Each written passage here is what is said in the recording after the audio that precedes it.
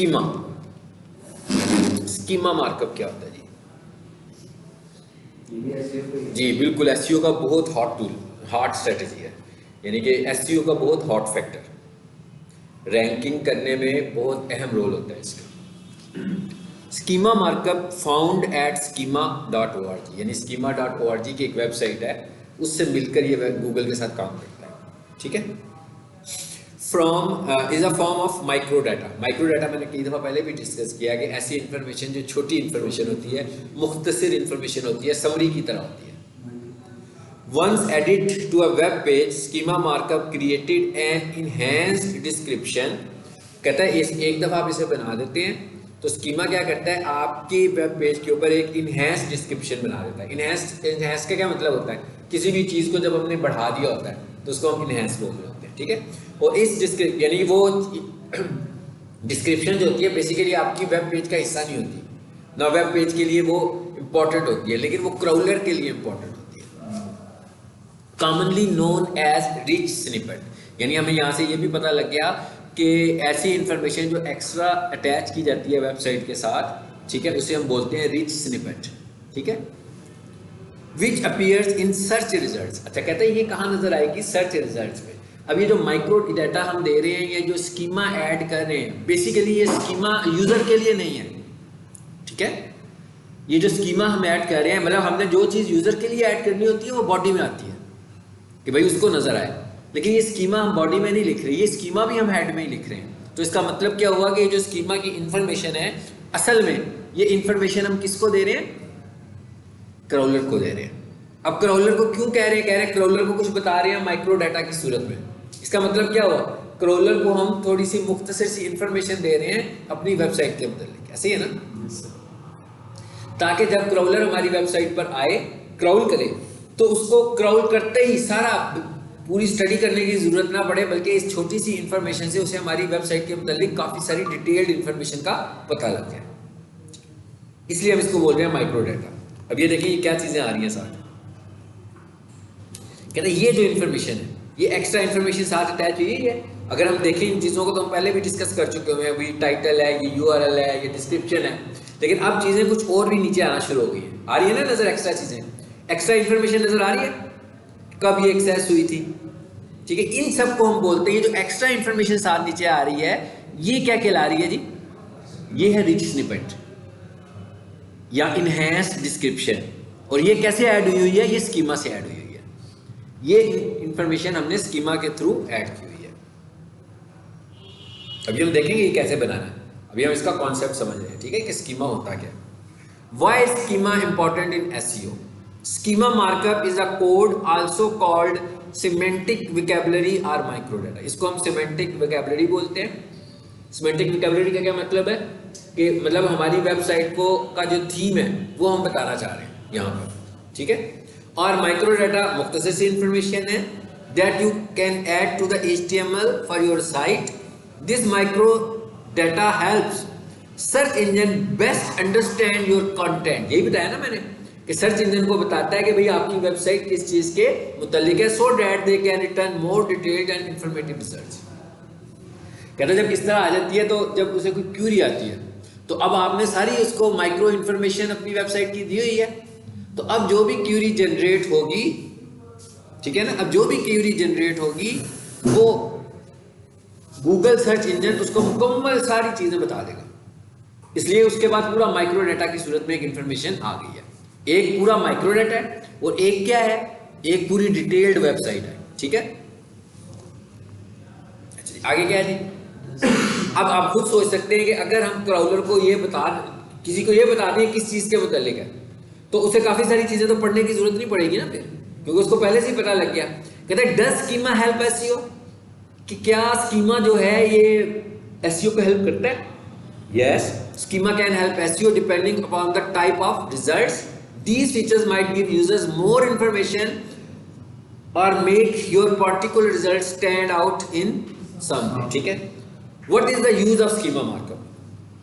Schema markup inform the search engines precisely of your content is trying to convey on your page. It converts unstructured data into structured data. कहता है इससे क्या होता है कि जो अनस्ट्रक्चर्ड डाटा होता है, अनस्ट्रक्चर का मतलब क्या होता है, किसी चीज जिसका कोई स्ट्रक्चर नहीं होता उसे हम अनस्ट्रक्चर बोलते हैं, और जिसको हम स्ट्रक्चरल कर लेते हैं, कहता है इधर लाकर आप उसको एक स्ट्रक्चरल फॉर्म में एक इन्फॉर्मेशन प्रोवाइड कर देते हैं। अभी हम देखते हैं कि ये इन्फॉर्मेशन कैसे प्रोवाइड करनी है अपने से।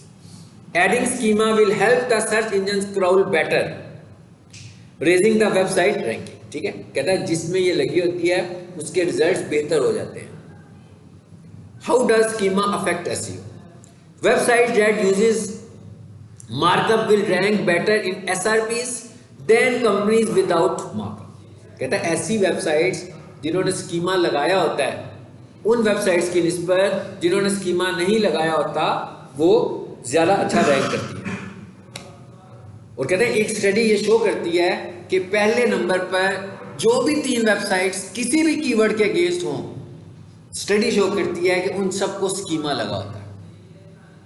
यानी जो भी वेबसाइट पहले 3 नंबर पर आ रही हैं, यानी जब हम उसका कोड चेक करते हैं तो उसमें स्कीमा तो लाजमी होता है, मतलब स्कीमा किसी भी जगह पे मिस नहीं होता। तो इसका मतलब क्या हुआ कि स्कीमा का बहुत रोल है आपकी वेबसाइट को रैंक करने में।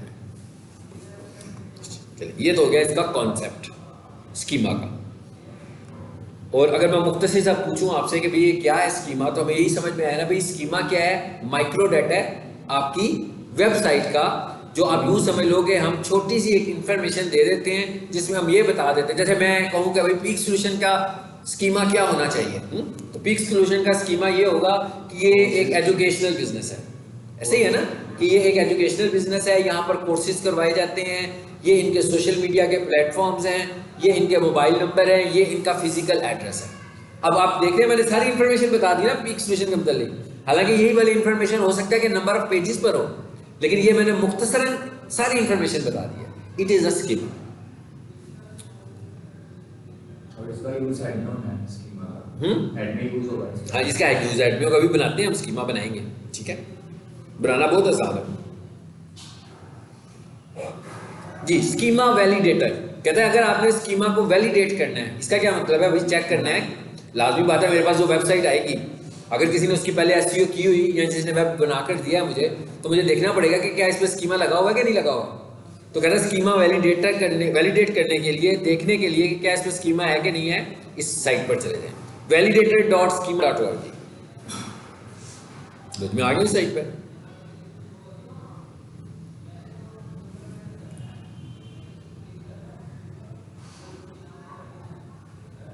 आ गई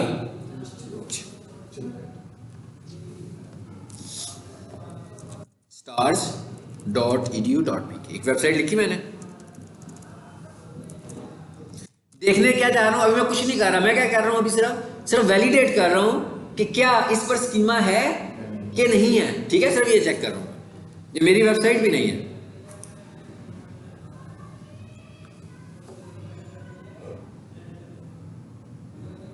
देखते हैं जी क्या रिजल्ट्स आते हैं।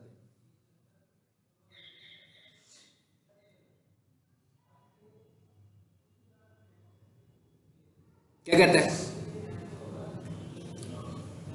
लेफ्ट साइड पर ना उसका कोड आया है और राइट साइड पे बता रहा है कि इसका स्कीमा लगा हुआ है कि नहीं लगा हुआ। कुछ नहीं आया ना राइट साइड पे, नो आइटम डिटेक्टेड। ओके, अब क्या करते हैं जी, न्यू टेस्ट पे चलते हैं और अपनी वेबसाइट पर जाते हैं जिसपे हम काम कर रहे होते हैं अक्सर।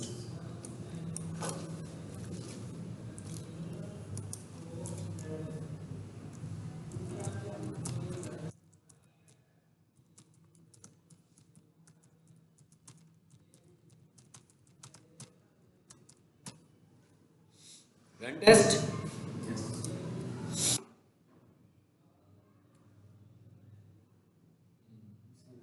पता लग गया ना। अब आप देख रहे हैं इसमें काफी सारी चीजें हमने बता दी उसको वेबसाइट के मुतालिक। वेबसाइट बन गई हुई है, वेबसाइट बनी हुई है, पहले की बनी हुई है, लेकिन स्कीमा हम क्या कर रहे हैं, एडिशनली उसमें ऐड कर रहे हैं माइक्रो इन्फॉर्मेशन के तौर पर। अब ये माइक्रो इन्फॉर्मेशन यूजर के लिए बिल्कुल नहीं है, ये क्रॉलर के लिए है, क्योंकि आपकी वेबसाइट रैंक होने में यूजर का तो कोई काम नहीं है ना। आपकी वेबसाइट तो रैंक करनी है गूगल ने, क्रॉलर ने, उसने देखना है कि मैं इसको रैंक, ये मेरे स्टैंडर्ड्स पूरे कर रहा है कि नहीं कर रहा। यूजर ने तो आपकी वेबसाइट को विजिट करना है, सिर्फ उसने तो ढूंढना है तो उसको आपकी वेबसाइट मिलेगी। सो ये हमें पता लग गया कैसे करना है हमने, क्या वेबसाइट थी, validated.schema.org। ये देखें स्लाइड में लिखी हुई है, मैंने आपसे स्लाइड शेयर की है, आपने घर जाके इसे अपने कंप्यूटर पे सेव करना है। ग्रुप में जितनी मैंने पीडीएफ दी हुई है सबको अपने कंप्यूटर्स पे सेव करें, फोल्डर बना के रखें, ताकि कल को आपके काम है। अभी मेरे पास एक स्टूडेंट आया था, मुझे कहता सर वो मुझे सारी पीडीएफ देने, मतलब आपके पास होनी चाहिए। मैंने कहा ये सारी पीडीएफ तो आपके पास पहले से होनी चाहिए, और अगर आपके पास कंप्यूटर में हो तो सबसे अच्छा तरीका ये कि पहले कंप्यूटर में सेव करो, फिर ड्राइव में रख लो। अब कुछ भी हो जाए, कंप्यूटर को आग भी लग जाएगी, तुम्हारे पास डाटा तो सेव है ना, तुमने तो ड्राइव में रखा हुआ था, ठीक है। नई विंडो इंस्टॉल करना, दोबारा से डाउनलोड कर लेना ड्राइव से। अब ड्राइव में तो पक्का सेव है ना, ड्राइव से तो कहीं नहीं जा सकता। अच्छा जी, अब आ जाते हैं अगले टॉपिक पर, हाउ टू क्रिएट स्कीमा। अब हम ये कह रहे हैं स्कीमा बनाना कैसे है, ठीक है। ये वेबसाइट आ गई जी, rankranger.com स्कीमा मार्कअप जनरेटर आ गया। स्कीमा मार्कअप जनरेटर ये भी मैंने दे दिया आपको, यहां पे क्लिक करें। अभी दूसरी साइड पे आ गया हूं, आगे ये हमें स्कीमा क्रिएट, आपने कुछ नहीं लिखना, हमने कोडिंग छोडिंग कुछ नहीं करनी, खुद से ऑटो कोडिंग जनरेट करवाने लगा हूं मैं इस यूआरएल से। आगे नीचे आया हूं, ऊपर कुछ भी नहीं है। सबसे पहले क्या पूछता है, which schema would you like to create. कहता है भैया आपने कौन सा स्कीमा बनाना है मुझे बता दें। क्लिक किया मैंने। इसका मतलब क्या है, इसका मतलब यह है कि भैया आपकी जो वेबसाइट है वो क्या है, थोड़ा सा बताएं ना मुझे। यही तो कह रहे हैं हम, अपनी वेबसाइट की बताएंगे। तो कहता है अपनी वेबसाइट की टाइप बताओ। अब मुख्तलिफ वेबसाइट जो होंगी वो तो मुख्तलिफ टाइप्स की होंगी, तो हमें यहां से चूज करना है कि मैं इस वक्त जिस वेबसाइट का स्कीमा बना रहा हूं वो किस तरह की है, ठीक है जी। Article, Covid, event, FAQ page, how to, job, local business, organisation, कितनी सारी चीज़ें दी हुई हैं। मिसाल के तौर पर मेरी वेबसाइट जो है वो कोई ब्लॉग टाइप की है तो मैं कहूँगा आर्टिकल, क्योंकि आर्टिकल की सूरत में लिखा होता है। अगर मेरी वेबसाइट कोई क्वेश्चन आंसर्स की है तो मैं FAQ वाले पेज को चूज कर लूँगा, ठीक है। अगर मेरी वेबसाइट कोई लोकल बिजनेस है या ऑर्गेनाइजेशन है, लोकल बिजनेस है मिसाल के तौर जैसे भी हम प्रोफेशनल किचन की बात कर रहे हैं तो लोकल बिजनेस की कैटेगरी में आएगा कि लोकली वो चीज़ें सेल करने लगे हुए हैं। ऑर्गेनाइजेशन का क्या मतलब है, जैसे पीक सॉल्यूशंस है, जैसे स्टार्स एकेडमी है, तो ये ऑर्गेनाइजेशन की कैटेगरी में आएगा। और ये लोकल बिजनेस की कैटेगरी में भी आ सकता है, तो मैं चाहूँ तो उसको लोकल में ले लूँ, चाहे तो मैं उसे ऑर्गेनाइजेशन पे ले लूँ। तो कह रहे हैं यहाँ से पर्सन का क्या मतलब है कि ये कोई ब्लॉग है, सॉरी वो आपका है, क्या कह रहा था मैं यार, आपकी अपनी प्रोफाइल बनी हुई है कोई, ठीक है ना, आपने अपने मतलब कुछ लिखा हुआ है, तो इसका मतलब क्या होगा कि वो क्या है, पर्सन की। अगर कोई सेलिंग वेबसाइट है तो फिर हम क्या चूज करेंगे, प्रोडक्ट, जैसे दराज वगैरह होती है, या हमने अपनी कोई प्रोडक्ट की वेबसाइट बनवाई हुई है जहां से हम चीजें बेच रहे हैं, लोग ऐड टू कार्ट करते हैं और बाय कर लेते हैं, हम कहते हैं हमारी वेबसाइट है ऑर्गेनाइजेशन, ठीक है, या लोकल बिजनेस या ऑर्गेनाइजेशन, जो मर्जी चूज कर लें जी। तो हम अगर अपनी सर्विसेज दे रहे हैं तो उसमें कौन सी कैटेगरी है, क्या, अगर हम अपनी सर्विस प्रोवाइड कर रहे हैं लोगों को तो उसमें हाँ लेकिन अगर आप किसी को अपनी सर्विसेज दे रहे हैं तो आप उसको लोकल बिजनेस के तौर पर भी ले सकते हैं, और अगर आप पर्सनली तौर पर किसी को दे रहे हैं तो अपना पर्सनल पोर्टफोलियो बना लें, डिजिटल मार्केटर के तौर पर, दोनों को इस्तेमाल कर सकते हैं, ठीक है। पर्सनल, अब ये देखें क्रिएट होना शुरू हो गया जी, राइट साइड पे देखें ऑप्शन आ गई ना। यहां पर आएंगे हम सबसे पहले, अब मैं बना रहा हूं, मैं यहां पर उसको इंफॉर्मेशन दूंगा लेफ्ट साइड पर, तो राइट साइड पर वो मेरे लिए कोड जनरेट करेगा, ठीक है। मैं क्या करूंगा, जब फाइनली मेरा कोड जनरेट हो जाएगा तो मैं इस कोड को कॉपी करूंगा और हेड में पेस्ट कर दूंगा, स्कीमा लग गया। समझ आ गई बात की। यहां आइए, हम यहां पर आकर हम लिखते हैं, बनाते हैं जी कोड। यहां लिखते हैं हम दस्तगीर, अब उसी के मुतालिक बनाते हैं ना जिसको हम लिखने लगे, जिक्र करने लगे, दस्तगीर इंजीनियरिंग। उसके बाद क्या पूछ रहे हैं, यूआरएल कौन सा है आपका, ठीक है। दस्तगीर इंजीनियरिंग की जो वेबसाइट है, हमारा वेबसाइट का क्या नाम था, मैं नाम जरा इधर एक बार लिख लेता हूँ, फिर से कॉपी कर देता हूँ।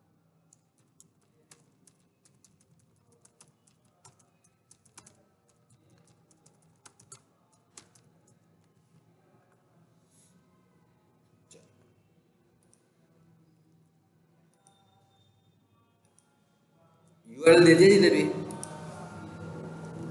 ये भी यूआरएल मांग रहा है। अच्छा आगे क्या मांग रहे हैं आपसे, फोन नंबर, चलो जी, मैं कह देता हूँ ये इसका फ़ोन नंबर है, ऐसे ही मैं कोई डमी सा नंबर दे देता हूँ। आगे क्या पूछ रहे हैं, आपकी प्राइस रेंज क्या है?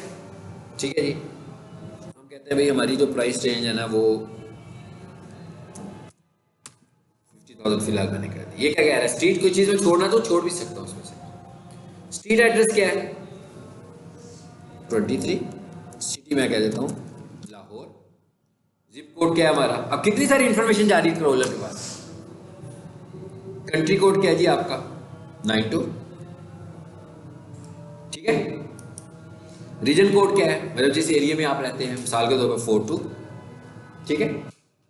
अब आगे क्या पूछ रहे हैं?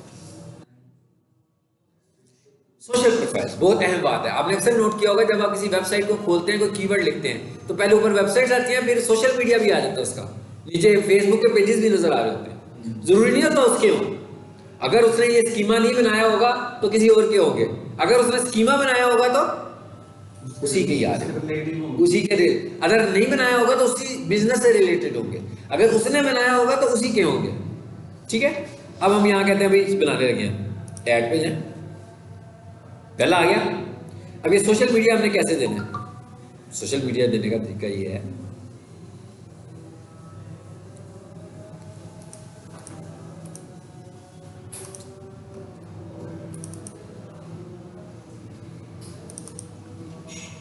निजाम खत्म हो जाने दो इतनी देर में।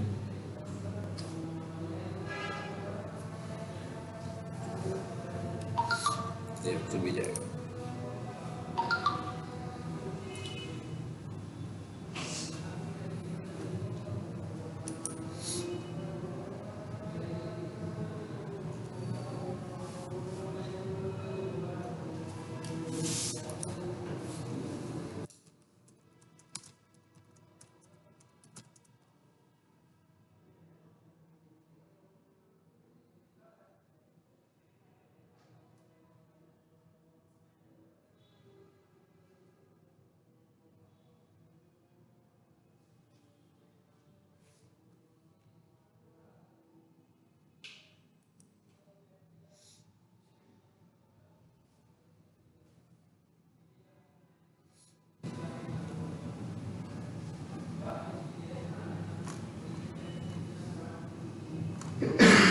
पेज आ गया, इसको क्लिक करता हूँ, यहाँ से कॉपी करता हूँ,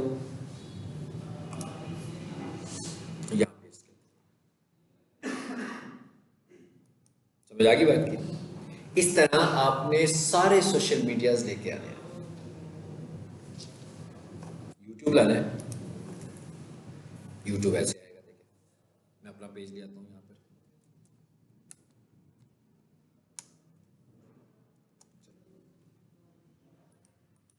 ये ले लिया मैंने। आजकल यूट्यूब का हैंडल आया होता है ना चैनल पे जाने के लिए, आप @ का निशान लगाते हैं और अपने चैनल का नाम लिख देते हैं, बस तो आप चैनल पर आ जाते हो। दिखा गया ना सीधे चैनल पे। तो यहाँ से मैं इसको कॉपी करता हूँ,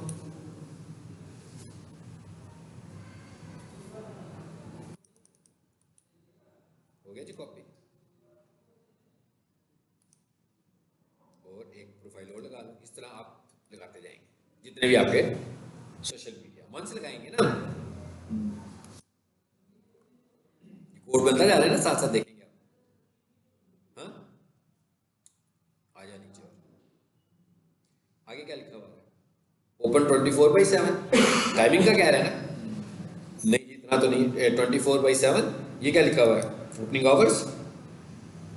आगे कितनी इंफॉर्मेशन जा रही है क्रॉलर के पास, डिटेल्ड इंफॉर्मेशन। ये चीजें हमने वेबसाइट में नहीं लिखी हुई।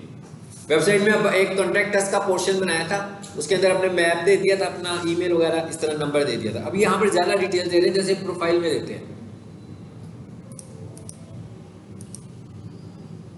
यहाँ पर लिख दिया मैंने, एक आपका भी ओपन है और टाइमिंग पूछा है मुझसे, ऐसे मुझसे ठीक है जी, लिख लेते हैं जी 9 से लेकर 5 बजे क्या होते हैं? 12, 4, 16, 17, 17 होते हैं ना, 5 बजे 17 कॉल टाइम दे दिया मैंने 24 आवर्स के क्लॉक में। ठीक है।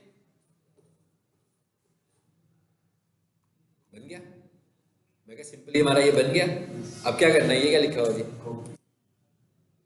कॉपी कर लें। अगर आपको लग रहा हो कि इसने कॉपी नहीं किया तो सिलेक्ट ऑल कर लें एक दफ़ा। पहले भी इसने कॉपी कर लिया, ठीक है। अब हमने क्या करना है, अब हमने इधर से आ जाना है उधर जहां पर हमारा प्रोजेक्ट पड़ा होगा। फॉर एग्जाम्पल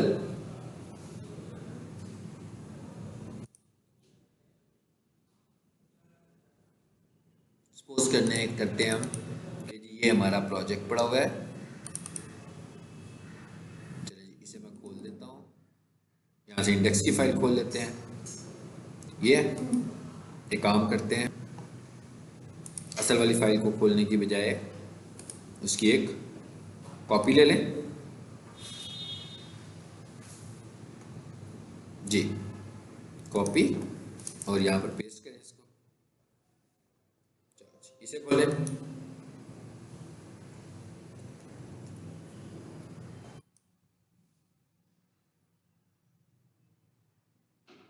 आगे क्या लगाना है हमें, ये हेड है, जहां मर्जी लगा दें, हेड की वो खास जगह नहीं है। हेड शुरू हो गया बस पेस्ट करना है। मैंने एक और चीज कॉपी कर लिया ना, है ना, वो खत्म हो गई ना बीच में से। कहाँ बना रहे थे हम लोग वाला, इसमें बना रहे थे शायद स्कीमा, इसमें क्रिएट हो रहा था, इस अकाउंट में हो रहा था। हाँ हाँ इधर हो रहा था। चलो इसको दोबारा से कॉपी कर देंगे और इधर लाकर पेस्ट कर देंगे। आ गया बस। अब जैसे ही आप ये अपना प्रोजेक्ट अपलोड करेंगे या इंडेक्स की फाइल अपलोड करेंगे तो ये साथ अपलोड हो गया और स्कीमा लग गया, यानी कि एक और आपने बहुत बड़ा फैक्टर अप्लाई कर दिया।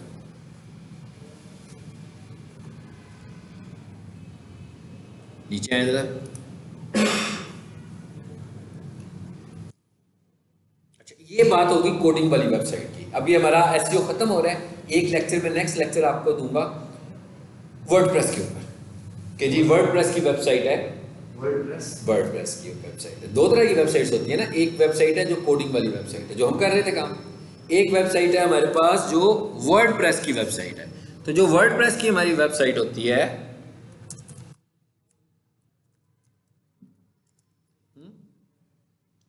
वर्डप्रेस की वेबसाइट में तो डिफरेंट तरीका है ना, फिर एसईओ उसमें भी करनी है हमने, लेकिन उसकी एसईओ ऐसे तो नहीं है, उसकी कोड में तो नहीं जाना ना हमने बार बार, ठीक है। तो उसकी एसईओ हमने कैसे करनी है,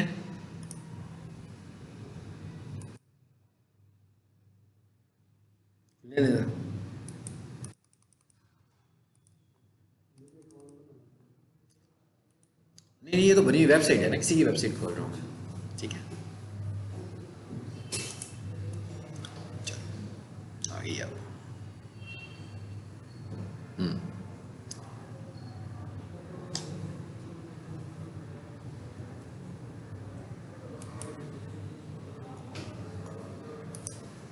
यहां पर कैसे हमने करनी है फिर एसईओ, ठीक है।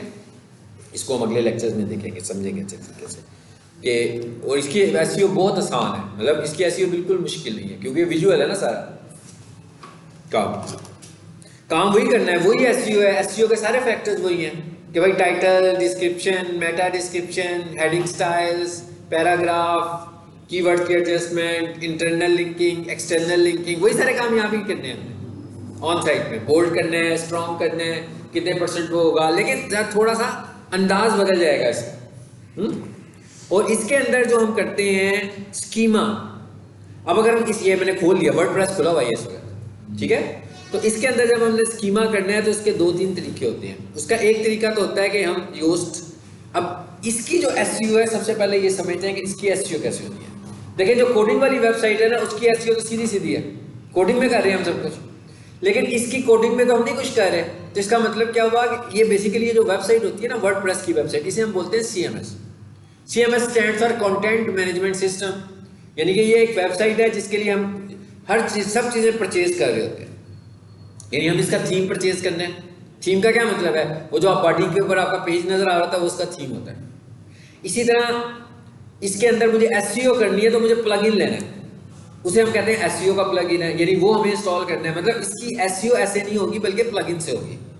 सो वर्डप्रेस में जो दो पॉपुलर प्लगइन्स हैं जिनकी मदद से हम एसईओ करते हैं, उनमें से एक रैंक मैथ है, रैंक मैथ। और जो दूसरा प्लगइन है वो है योस्ट एसईओ, जो मैंने अभी क्लिक भी किया, जिसमें लिखा हुआ भी आ रहा है ना योस्ट एसईओ, ठीक है।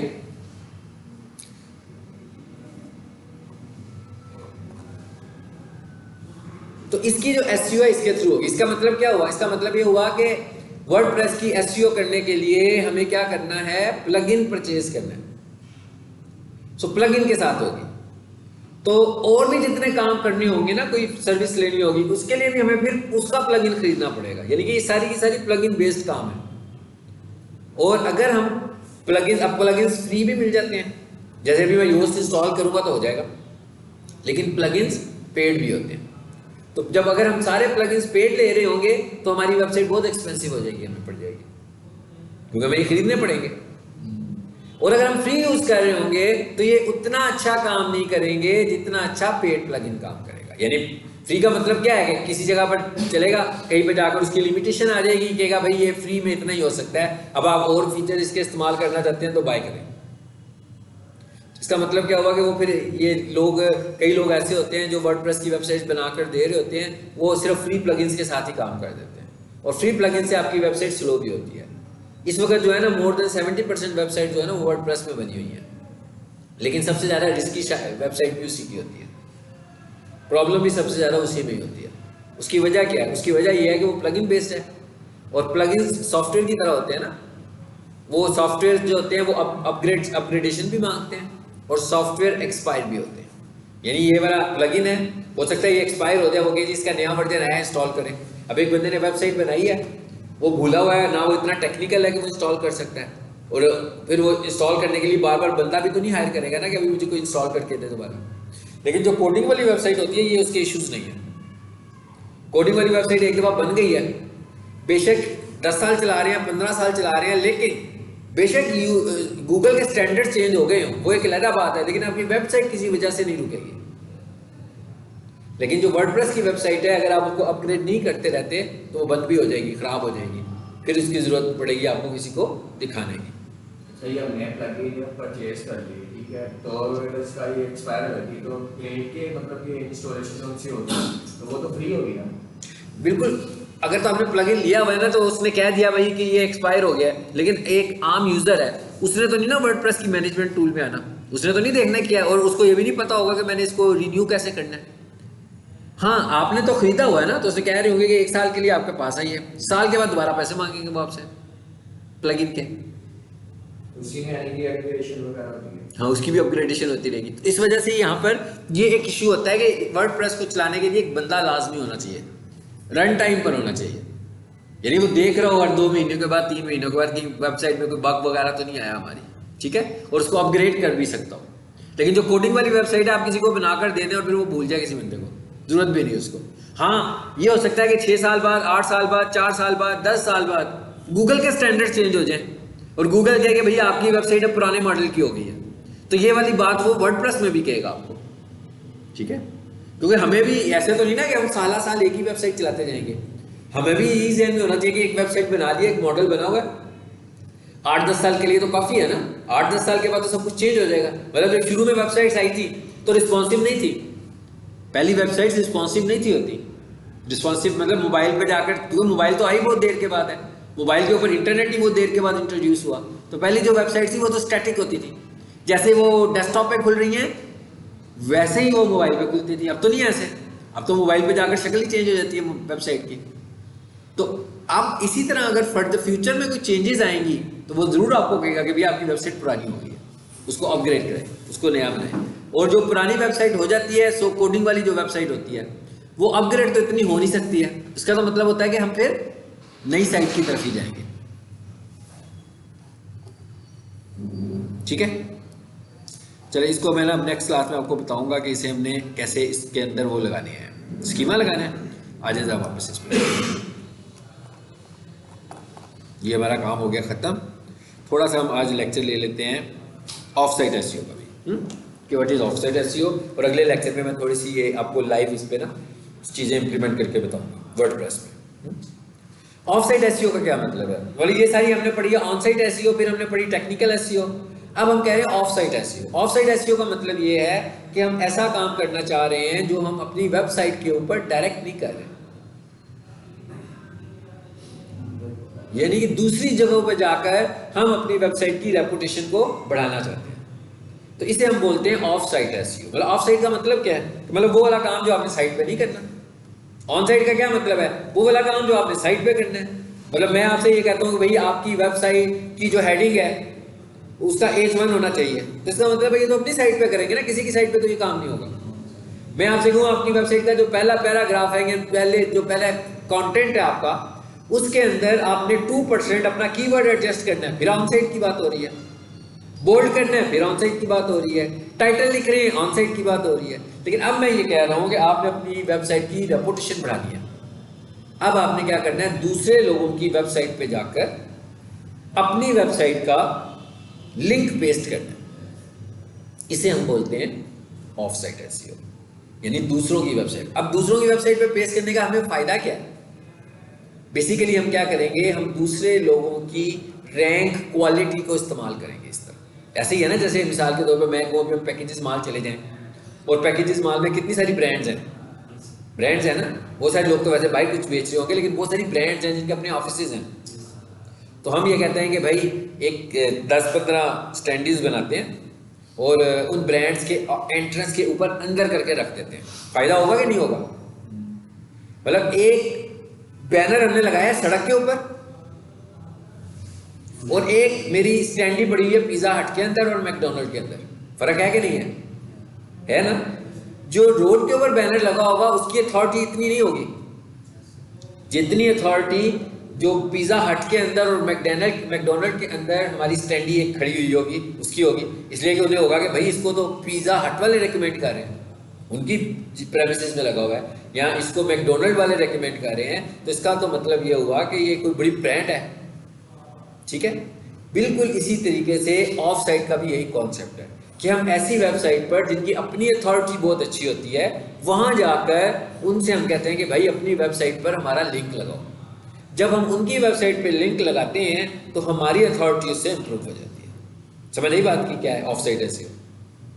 अब मिसाल के तौर पर जैसे मैं इधर आता हूँ और यहाँ आकर मैं कुछ लिखता हूँ, क्या लिखता हूँ? मैं लिखता हूँ जी यहाँ पे आके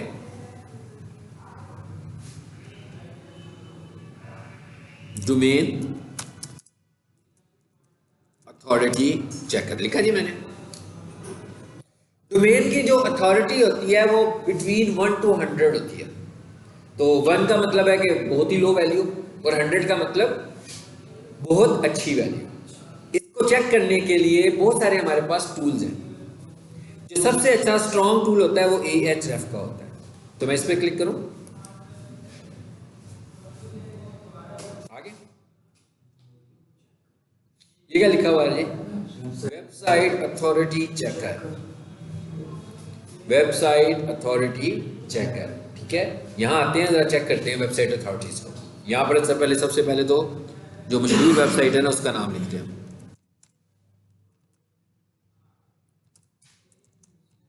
फेसबुक की अथॉरिटी चेक करते हैं।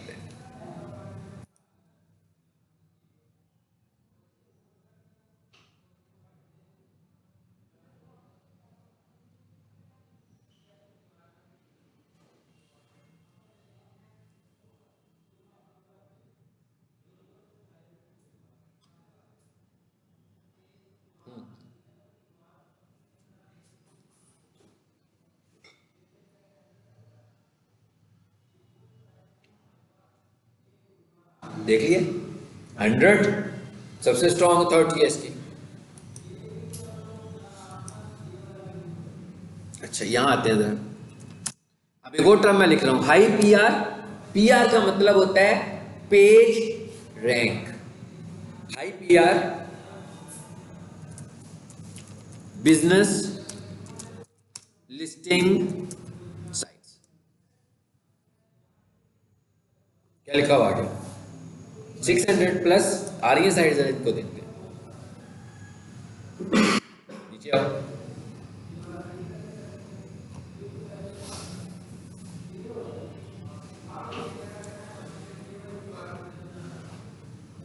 कितनी सारी वेबसाइट्स आ गई है हमारे पास जी, इनमें से किसी को पिक करते हैं।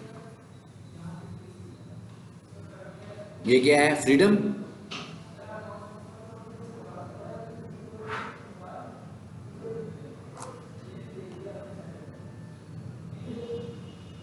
इस पे क्लिक कर दीजिए, इस पर आ जाए फ्री एड्स, कॉपी। अब जरा मैं इसकी अथॉरिटी चेक करने लगा।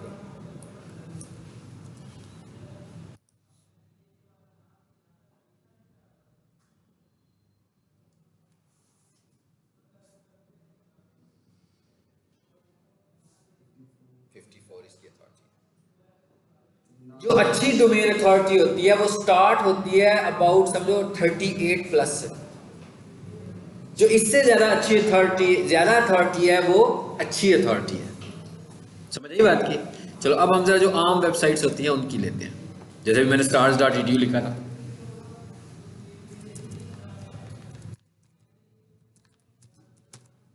इसकी अथॉरिटी चेक करें। ये कहां से चेक हो रही है? ये यूआरएल है, Ahrefs है। इसका तरीका क्या था? मैंने ऑनलाइन डोमेन अथॉरिटी चेकर लिखोगे, बहुत सारे लिंक आएंगे, तो आपने सबसे पहले किसको कंसीडर कर लेना है? Ahrefs सबसे अच्छा है, ठीक है, इसलिए मैं इसको कंसीडर कर रहा हूँ।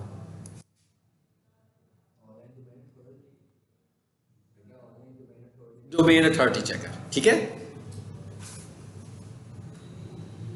हाँ जी, डोमेन इसकी भी कोई बहुत बुरी नहीं है, लेकिन ठीक 20 है इसकी अभी और इम्प्रूव हो रही है, लगता है कर रहे होंगे ये। अच्छा अब आए जरा इधर, यहाँ आकर लिखते हैं जियो।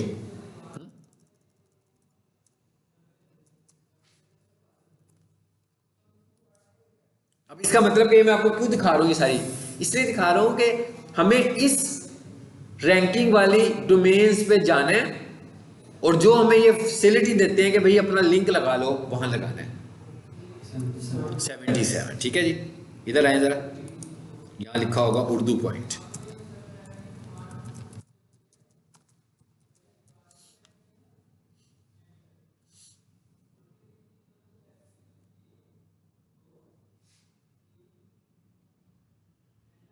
उसकी 77 थी, इसकी 76 है, बराबर चल रहे हैं दोनों तकरीबन। हाँ, उर्दू पॉइंट और जियो वाले, ठीक है।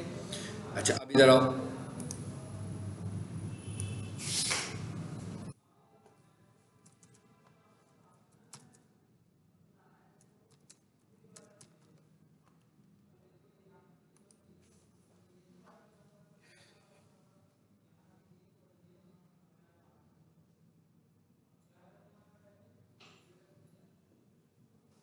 समझ आ गई बात?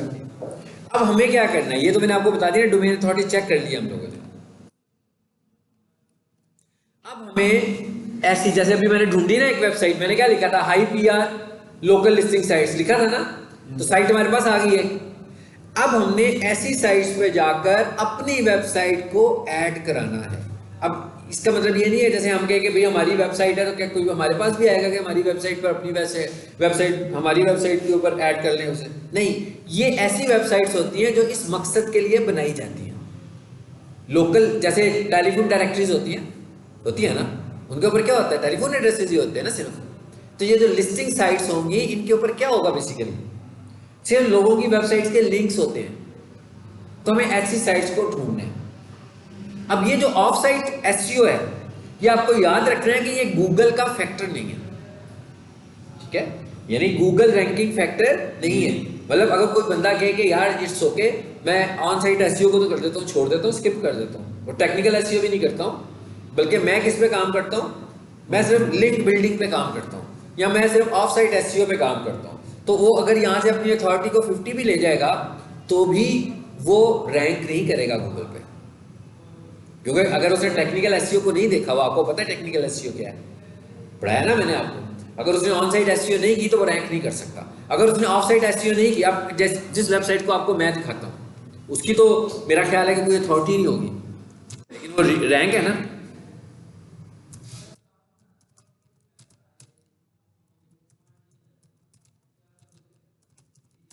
यही वेबसाइट है ना जो मैं आपको बार बार दिखाता हूँ, और ये हम देखते भी हैं कि कीवर्ड पे रैंक भी हुई है।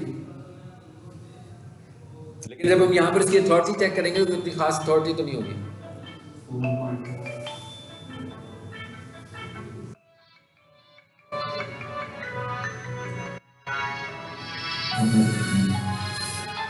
बहुत कम है ना, लेकिन रैंक है।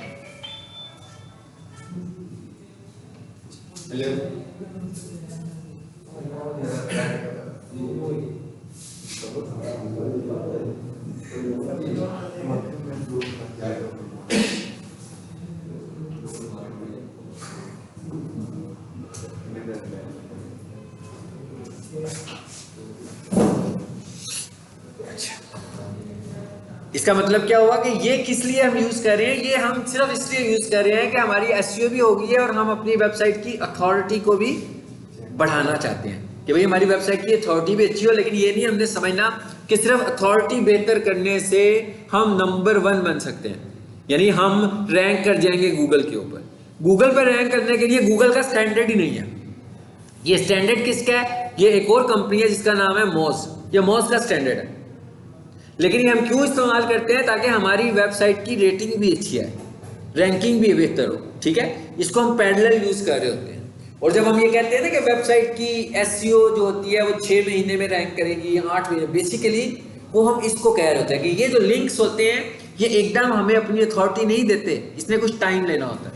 उस टाइम के बाद ही हमें अपनी अथॉरिटी शिफ्ट कर रहे होते हैं। तो जब हम ये काम कर रहे होंगे, मुसलसल ये काम कर रहे होंगे, तो इससे हमें ये फायदा होगा कि हम आहिस्ता आहिस्ता, फॉर एग्जाम्पल हम इस वेबसाइट पे भी काम, हालांकि ये तो अभी सब डोमेन है ना, सब डोमेन की तो डोमेन अथॉरिटी हो ही नहीं सकती अच्छी, देखो तो डोमेन ही नहीं है, ठीक है ना। लेकिन हमने इस सब डोमेन को क्यों बनाया? कीवर्ड को रैंक करने के लिए। टेंडेंस लगा ली। सलमान, उस्मान, प्रेजेंट, नवाज, सईद अहमद शाह, मौसम, अहमद अली, प्रेजेंट, मसूद अहमद,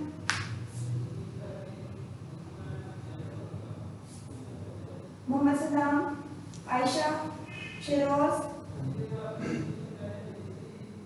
आप शेरोज हो? वलीद, अली फरीद, प्रेजेंट,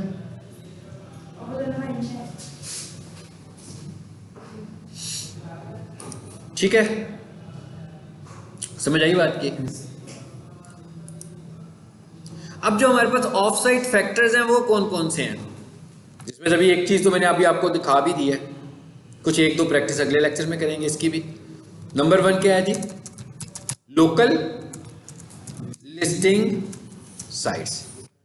यानी हम क्या करेंगे, लोकल लिस्टिंग साइट्स में जाकर फाइंड करेंगे कौन कौन सी वेबसाइट्स हैं जो हमें लिंक अलाउ करती हैं, वहां जाकर हम अपनी वेबसाइट का लिंक देते हैं। मैं एक दो लिंक्स करवाऊंगा एक लेक्चर में, ठीक है, नेक्स्ट लेक्चर में। अच्छा, उसके बाद नंबर 2, एक तो होगी लोकल लिस्टिंग साइट्स। अच्छा, उसके बाद एक चीज क्या हमारे पास है, फोरम सबमिशन।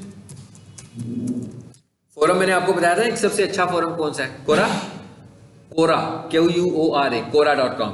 मैंने कहा था ना कोरा.com पे जाएं, वहां पे जाकर एक तो आप क्वेश्चन आंसर्स भी कर सकते हो, वहां पर जाकर इवन आप अफिलिएट मार्केटिंग भी कर सकते हो। So what is the concept of affiliate marketing? Affiliate market forum क्या है? बहुत सारे लोग बैठे हुए हैं, जनरल डिस्कशन होने लगी हुई है, बहुत सारे लोग कुछ पूछ रहे हैं, आप कुछ बता रहे हैं। अब एक वेबसाइट है जिसने कहा जनाब आप मेरी मार्केटिंग करना चाहते हैं तो ये मुझसे लिंक ले लें और ये लिंक पेस्ट कर दीजिएगा जहां पर आप मार्केटिंग करते हैं। तो कोई भी बंदा उस लिंक को फॉलो करते हुए मुझसे कुछ खरीदेगा तो मैं आपको उसका शेयर दूंगा। It is for affiliate marketing, ठीक है। अब वो लिंक आपके पेज पे भी हो सकता है, वो कहीं पर भी हो सकता है, उसको जो भी फॉलो करते हुए क्लिक कर देगा और परचेज कर लेगा तो उसका शेयर आपको मिल जाएगा। तो यहां पर जाकर ये काम भी कर सकते हैं। और फोरम सबमिशन में जाकर हम अपनी वेबसाइट के लिंक्स भी लगा सकते हैं।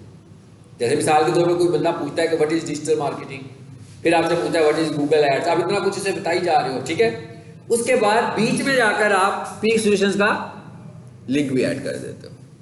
अब क्या हुआ, अब अगर पीक सॉल्यूशन की रैंकिंग है 25 या 28, तो क्योंकि वो कोरा पे लगी, कोरा का भी बहुत हाई है, डोमेन अथॉरिटी बहुत हाई है, तो जब हम कोरा पे ये सब कुछ लगाएंगे तो इसका मतलब क्या होगा कि हमें भी उसका फायदा होगा, हमारी डोमेन अथॉरिटी भी इससे बढ़ जाएगी, ठीक है। अच्छा, उसके बाद तीसरी चीज क्या है, आर्टिकल सबमिशन। आर्टिकल्स लिखेंगे हम, बहुत सारी वेबसाइट्स होंगी जो आपको कहेंगी कि भाई आर्टिकल लिख सकते हैं आप यहाँ पे आके फ्री। अब हम क्या करेंगे, आर्टिकल्स लिखने शुरू होंगे, लेकिन पहले आर्टिकल्स में भी नहीं, फिर आहिस्ता आहिस्ता जाकर हम आगे जाके क्या किया करेंगे कि आर्टिकल लिख के 100% पूरा नहीं लिखेंगे, बल्कि कंप्लीट हमने लिखा होगा अपनी वेबसाइट के ऊपर, और उधर हम लिंक लगाएंगे कि भाई किसी ने मजीद पढ़ना है तो हमारी वेबसाइट पे आ जाए। अब क्या हुआ, उधर से भी लिंक मिल गया हमको, आर्टिकल की साइट से भी हमें लिंक मिल गया, ठीक है। अच्छा, उसके बाद एक होती है गेस्ट पोस्टिंग। ये क्या होती है? कुछ हमारे पास गेस्ट पोस्टिंग वेबसाइट्स हैं। गेस्ट पोस्टिंग वेबसाइट्स क्या है? आम वेबसाइट्स होती हैं, ठीक है। उन्होंने क्या कहा होता है, उन्होंने कैटेगरी वाइज अपनी वेबसाइट्स बनाई होती हैं, और वो ये कहते हैं कि जनाब आप हमारी वेबसाइट पे आकर कुछ पोस्ट करना चाहते हैं तो कर लें। अब अगर उस वेबसाइट की डोमेन अथॉरिटी 50+ है और आपकी डोमेन अथॉरिटी 12 है, और आप गेस्ट पोस्टिंग में जा रहे हैं, तो लगता है ना आपको कि आप भी इंप्रूव करेंगे। लेकिन ये कैसे मिलती है? ये फ्री नहीं होती है। और एक और चीज याद रखें कि जो लिंक बिल्डिंग है, जितनी मैं लिंक बिल्डिंग बता रहा हूं आपको, कि सारी लिंक बिल्डिंग हमने ऑर्गेनिक करनी है, पेड नहीं करनी। यानी कोई बंदा आपको कहे कि जनाब मुझे आप 5000 रुपया दें, मैं आपको इतने लिंक्स दूंगा, तो ये पेड की कैटेगरी में आ जाएगा। आपको ऑनलाइन ऐसी वेबसाइट्स फाइंड करनी है जो फ्री में आपको अलाउ करती हो, क्योंकि अगर हम पेड में जाएंगे तो इसका मतलब होगा कि हम गूगल की व्हाइट हैट एसईओ की बजाय ब्लैक हैट एसईओ कर रहे हैं। ब्लैक हैट एसईओ का मतलब क्या है कि आप ऐसा काम कर रहे हो जो गूगल कह रहा है कि इलीगल है। लीगल क्या है? इस कोर्स में आपने जो कुछ पढ़ा है वो सब लीगल है। इलीगल क्या होगा कि कोई भी बंदा आपको कहे, जैसे मैं कहता हूं कि भाई 2 महीने तो लगेंगे कीवर्ड रैंक करने में, एक बंदा कहे मुझे पैसे मेरे अकाउंट में ट्रांसफर कराएं जनाब, कल रात तक आपका कीवर्ड नजर आना शुरू हो जाएगा। इसका मतलब है वो कोई इलीगल एक्टिविटी करके किसी भी तरीके से मुझे 1-2 दिनों के लिए ऊपर दिखा देगा, लेकिन वो 4 दिनों के बाद, 8 दिनों के बाद, 10 दिनों के बाद मैं वहां से गायब हो जाऊंगा, और उसके बाद जब गूगल को ये पता लगेगा तो वो मुझे पेनल्टी करेगा, और पेनल्टी करने का नतीजा ये निकलेगा कि अब मेरी वेबसाइट किसी भी तरह से गूगल पे नजर आ ही नहीं सकती। अब मुझे सब कुछ ही चेंज करना पड़ जाएगा, ठीक है। सो ये है white hat SEO, sorry black hat SEO. White hat SEO क्या है? जो हम कर रहे हैं, जितने हमने स्टैंडर्ड्स पढ़े हैं ये सारे के सारे व्हाइट हैट। अब गेस्ट पोस्टिंग क्या है? गेस्ट पोस्टिंग में ये है कि ऑनलाइन आपको ऐसे बंदे मिलेंगे जो अपनी साइट्स पर पोस्ट लगवाना चाहते हैं, और आपको ऐसे बंदे भी मिलेंगे जो अपनी पोस्ट लगवाना चाहते हैं। मिसाल के तौर पर मैं ये कहता हूँ मुझे गेस्ट पोस्टिंग चाहिए, मेरी वेबसाइट ग्रो करवानी है तो मैंने गेस्ट पोस्टिंग करवानी है। एक बंदा है, उसके पास वेबसाइट है, वो कहता है मेरे पास प्लेटफॉर्म है, मेरे पास लगवा लो। इसका मतलब क्या हुआ? अब मैं उस बंदे को कहूँगा जी मैं लगाना चाहता हूँ, वो कहेगा भाई मेरी वेबसाइट पे पोस्ट लिखने का ये रेंट है, इतने पैसे आपने मुझे देने हैं, इतने डॉलर्स आपने मुझे देने हैं, $2, $5, $6, तो मैं आपकी पोस्ट लगा दूंगा। अब आप उसको दोगे, वो आपकी इधर पोस्ट लगा देगा, ठीक है। अब उसकी जो अच्छी रैंकिंग है वो आप शेयर कर लोगे। अब ये वाला काम वेबसाइट का ऑनर कर रहा है ना, लेकिन ये काम बीच में कई ब्रोकर्स भी बैठ के कर रहे हैं ऑनलाइन। वो कैसे कर रहे हैं? वो ऐसे कर रहे हैं, वो मार्केटिंग करने लगे हुए हैं, ठीक है। लिंक्डइन के ऊपर वो मार्केटिंग कर रहे हैं, सोशल मीडिया के ऊपर वो मार्केटिंग कर रहे हैं, कोरा के ऊपर जाकर कि भाई किसी ने गेस्ट पोस्ट लगानी है तो मुझे बताए, हमारे पास एजुकेशनल सारी कैटेगरीज बता देगा कि हमारे पास ये कैटेगरीज मौजूद हैं जहां पर हम गेस्ट पोस्ट लगाते हैं।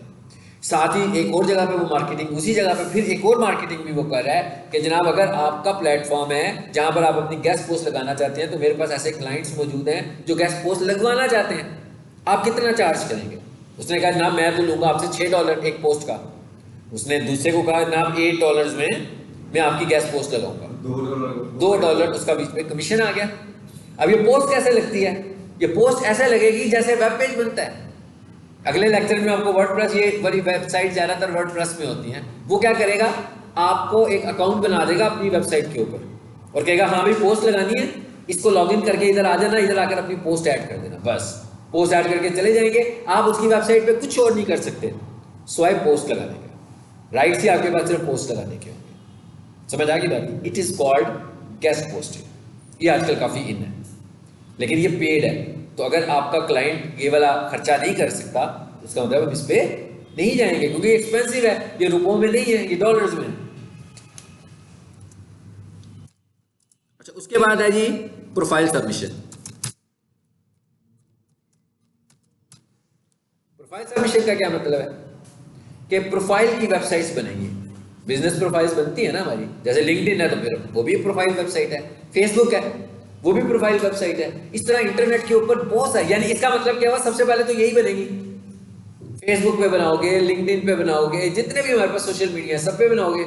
इसके अलावा नेट से आपको बहुत सारी मिल जाएंगी, वहां जाकर हम अपने बिजनेस की प्रोफाइल बनाते जाएंगे। इसका मतलब अब आपको एक चीज तो अंदाजा होगी कि ये बड़ा कोई डंकी वर्क टाइप का काम है ना, क्लैरिकल टास्क है ना ये सारा। जो हम पहले कर रहे थे वो क्लैरिकल टास्क नहीं है, वो लॉजिकल टास्क था ग्रो करने के लिए। ये क्या है, लिंक बिल्डिंग। इससे फायदा हम क्या ले रहे हैं, इससे हम क्या फायदा ले रहे हैं, इससे हम ये फायदा लेना चाह रहे हैं कि भाई किसी की रैंक अच्छी है तो वो रैंक हमको भी थोड़ा सा दे दे, ताकि हमारी भी वेबसाइट का रैंक जो वो हल्का हल्का ग्रो होना शुरू हो जाए। और ये एक दिन पे होने वाला काम नहीं है, ये काम जो करते हैं वो मुसलसल करते रहते हैं अनटिल हो जाए, क्योंकि अगर ये ड्रॉप होगी तो फिर उन्हें और लिंक्स की जरूरत पड़ेगी। तो ये काम तो साथ पैरेलल चलता रहेगा। लेकिन अगर हम वेबसाइट को रैंक करवा रहे हैं तो उसके लिए हम क्या यूज करते हैं, फिर उसके लिए हम ऑन साइट एसईओ यूज करते हैं, उसके लिए हम टेक्निकल एसईओ यूज करते हैं। टेक्निकल एसईओ की हुई है, ऑन साइट एसईओ की हुई है, आप रैंक कर सकते हैं। आपने सिर्फ ऑफ साइट एसईओ की हुई है तो ना ऑन साइट को कुछ किया और टेक्निकल को बिल्कुल टच भी नहीं किया हुआ, तो आपकी वेबसाइट कभी भी रैंक नहीं करेगी, आपका स्कोर जितना अच्छा मर्जी हो जाए। ठीक है, तो ये चीज़ें थी हमारे पास आज की। ठीक है, इंशाल्लाह अगले लेक्चर में इन चीज़ों को हम वाइंड अप करेंगे और हमारा अगला जो टॉपिक होगा मे बी गूगल